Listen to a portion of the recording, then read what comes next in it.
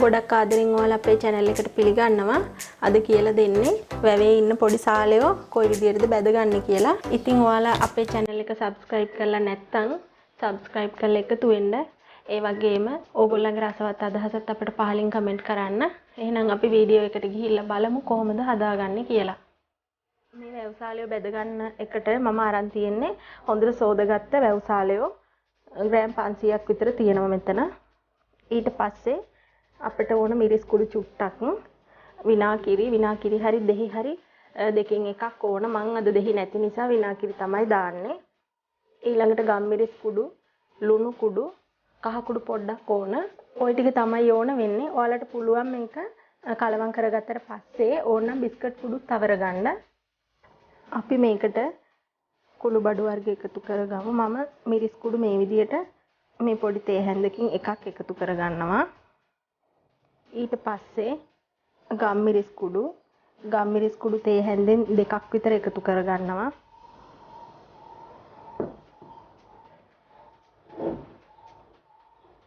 ඊට අමතරව කහ කුඩුත් තේ හැඳි භාගයක් විතර එකතු කරගන්නවා.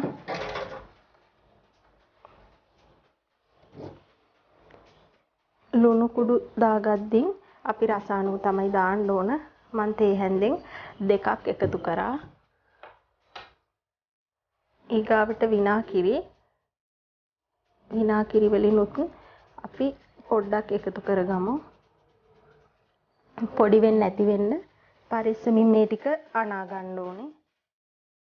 මතක තියාගන්න ඇල්මිනියම් භාජන පාවිච්චි කරන්න එපා.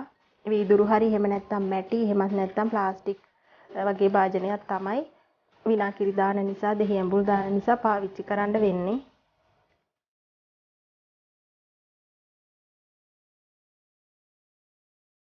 ඉතින් මේ විදිහට අපි අනාගත්තට පස්සේ පැය භාගයක් විතර මම ෆ්‍රිජ් එකේ තියාගන්නවා උඩ කොටසේ. අපිට මේක සතියක විතර කාලයක් වුණත් තියාගෙන ඕමනා ප්‍රමාණයට බැද ගන්න පුළුවන්. එතකොට අපි මේ එකතු කරපු දේවල් හොඳට මේවට උරා ගන්නවා. එතකොට රසවත් බවත් වැඩි. අපි මේක විනාඩි 30ක් ෆ්‍රිජ් එකේ තියාගෙන ඉමු. මේ තියෙන්නේ පැය භාගයක් ශීතකරණේ තියලා ගත්ත අපේ මාළු එක. අපි දැන් මේක බැද ගන්න තමයි හදන්නේ. තෙල් එකක් රත් වෙන්න තියලා අපි බැදගමු.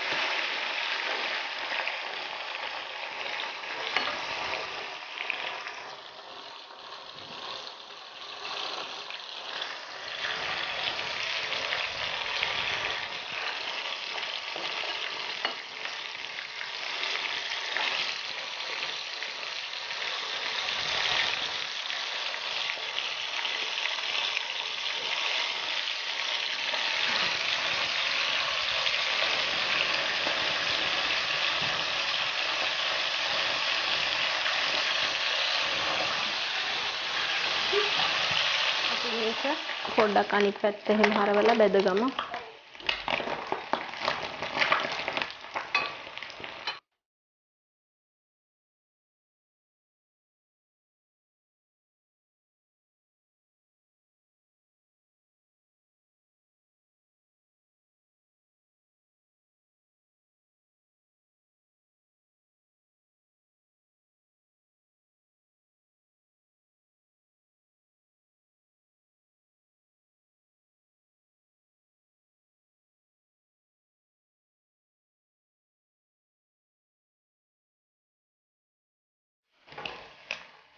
දැන් මාළු එක බැදලා ඉවරයි.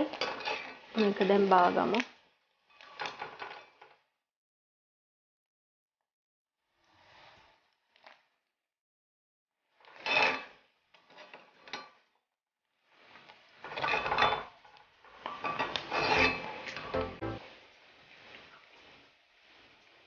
මේ විදියට ඉතුරු මාළු ටිකත් අපි දාලා බැදගමු.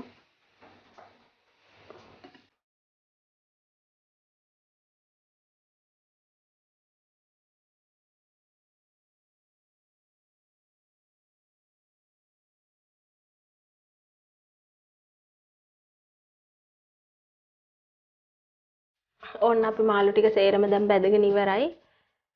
එහෙනම් අපි මේ වගේම තවත් වීඩියෝ එකකින් ආයෙ හමු වෙමු.